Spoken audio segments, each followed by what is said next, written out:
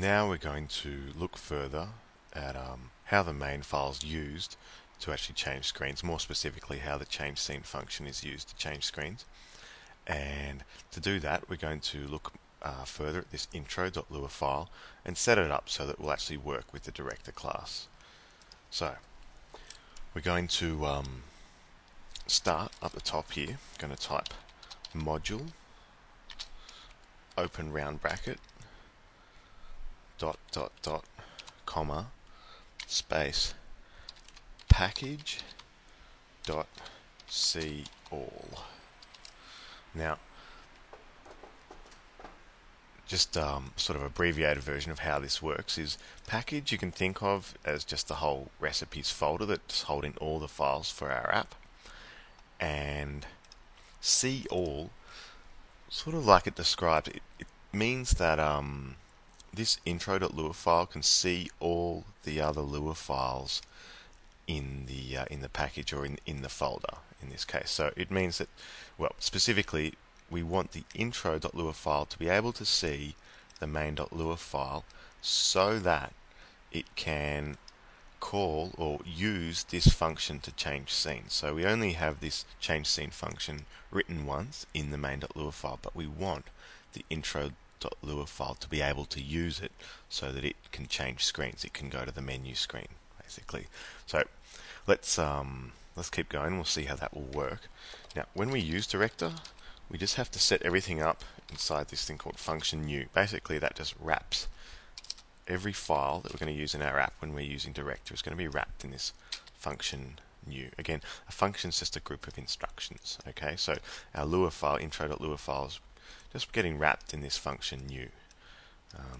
Okay, so going on, we also have to create a group. I'm going to say local.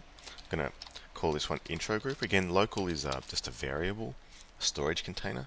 We're going to create a new group. The reason we create this intro group, and actually at the very bottom of our file we have to return that group.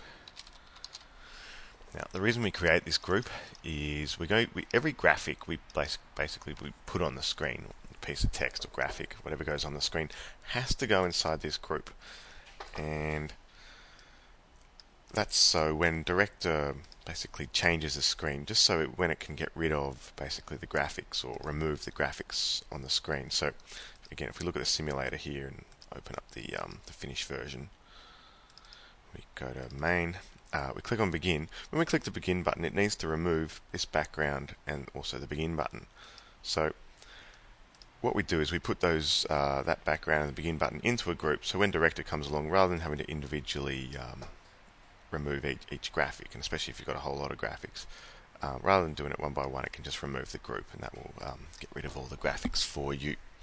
So we also have to, as well as creating the group, we have to, all these well, the two graphics we've created here have to be placed into that group. We do that by saying intro group insert, which just means literally insert into the group, and we just use the name of that graphic, which is, or the variable name for that graphic, which is in that case background. And then I'm going to copy and paste that line and also insert the begin button into the intro group. Okay, so now they're into that group. Also, with our button, we have to say where we want, when that button's pressed. So look in the simulator here, pressing Control R to restart this. When this begin button is pressed, we want to go and open up the menu.lua file. So we need to say that. The way we say that is we say begin dot scene. Now, usually we say local when we want to create a variable. Here, we're actually also creating a variable. Scene is a variable that belongs to the begin button. So this is a storage container called scene that belongs specifically to the begin button here. In there, we're going to place the name of the Lua file we want to open, which in this case is going to be the menu file, which we haven't created yet, but we will. Okay, so when we click the begin button, we want to open up the menu.lua file. Now we need to also create what's called an event listener for that begin button. So I'm going to say begin.add event listener, and I'll just type this out then explain it. The event is going to be a touch event. When that occurs, we're going to call the change scene function. So here we go. Begin button. Listen for some sort of event, something that's going to happen to you. In this case, it's going to be a touch by the user, a touch on the screen. When that occurs, run the change scene function, which again occurs in the main file. So when someone touches the begin button, it's going to call or run the change scene function. So I'll jump over here, change scene will run. Think of E in basic terms as the button that was pressed, which in this case is the begin button. Here we check, has the phase or the press on the button actually ended? Is the user basically taking their finger off the button? If that's true, then we change scene. And so we change to the next screen, and here's where we say where we want, basically which screen or scene we want to now go to.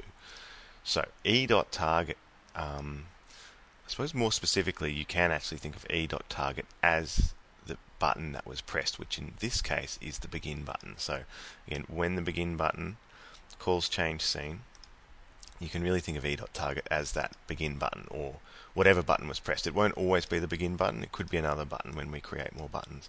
Furthermore, let's look at the value of that scene variable we created here, which is here, begin.scene, on that button, which in this case holds the value menu. So to cut a long story short, you can just read this e.target.scene. Don't read it as e.target.scene. In this case, you can read it as menu. Later on, when we create other buttons, it will have a different value, but it'll always have the value of the Lua file that we now want to open or look at, change screen to. So, I'm going to save that, and we'll just quickly start creating our menu file so we can actually go there. So what I'm going to do is take the intro file and go File, Save As, save it as menu.lua. Okay, I'm going to reopen.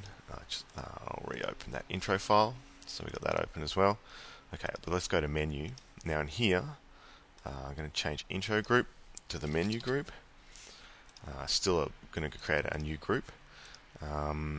Still want to have a background on there, but instead of the intro background, we're going to use in here recipes folder graphics. Going to use the menu background, which is just a flat white PNG file, 320 wide, 480 high. Same size as the screen we're using here. So it's going to be graphics menu background. Just want to place on one of these buttons the recipe buttons, which are recipe 1 button. We'll just get that one on there for now. So, and then we'll add the others later. So we're going to call that recipe 1. I want to add the recipe 1 button. We still position it in the center, which will be 160. Why we don't want it that far down the screen, I'll just say 100 for now. See how that looks. Now the menu group, we don't have the intro group anymore, it's the menu group. Paste that there. And so we've still got the background, which we're inserting the menu group. This is now recipe 1, it's not the begin button. We're going to have a recipe 1 when you are basically when you're pressed. We also want to change the scene, but then we would open up the recipe1.lua file, which we're yet to create, and we want to return the menu group. It's no longer the intro group. So if we save that, now we should be able to open up our intro screen, press the begin button, which will open up the menu file. So let's just quickly try that. File, open, recipes, open up main. Here, click the begin button. It's not happening now, just have a look why. Reason there is just need a colon there. So save that, restarted the app, press the begin button, and there we go, we're going to the menu screen.